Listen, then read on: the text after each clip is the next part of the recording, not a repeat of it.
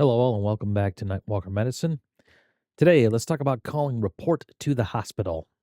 I am going to talk about this from both a pre hospital and ED perspective. And what I want to pass along is just how important this is from both of these sides.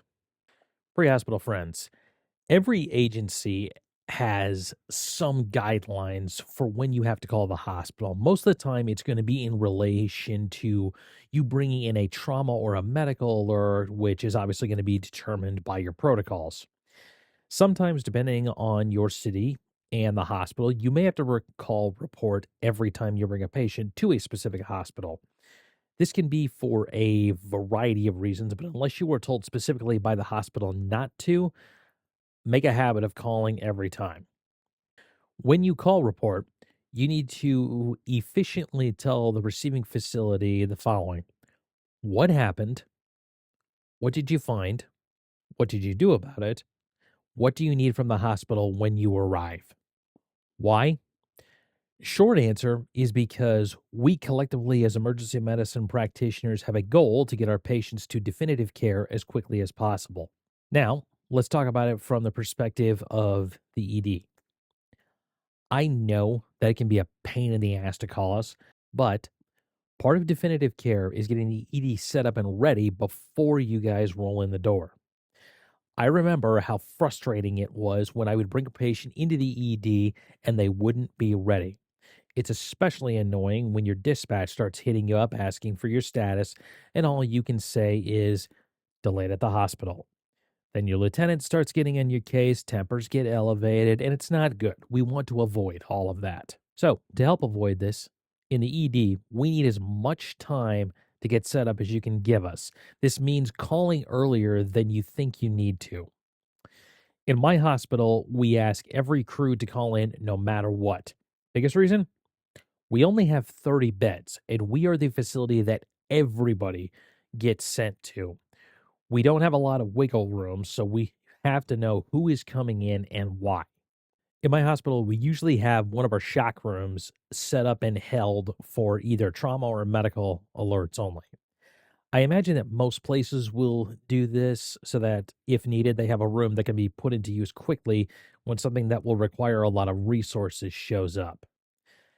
There are going to be times where we might have practically every room full, and then we get a call that we are getting two patients from, let's say, a car accident. For this example, we got a call that there were two trucks on their way to us. First one has a 7-year-old female restrained passenger, and the other one is a 14-month-old that was found strapped into her car seat 25 yards from the accident site, is what our radio report said. The 7-year-old is acting appropriate, so she's a trauma alert. The baby appears lethargic, so she's a trauma 1. In my shop, a trauma 1 means that we have trauma surgery at the bedside when the patient arrives, and they are the ones who are going to be doing the initial assessment because they are also the ones who are going to determine whether or not we're going to surgery. When this call came in, we only had one room open.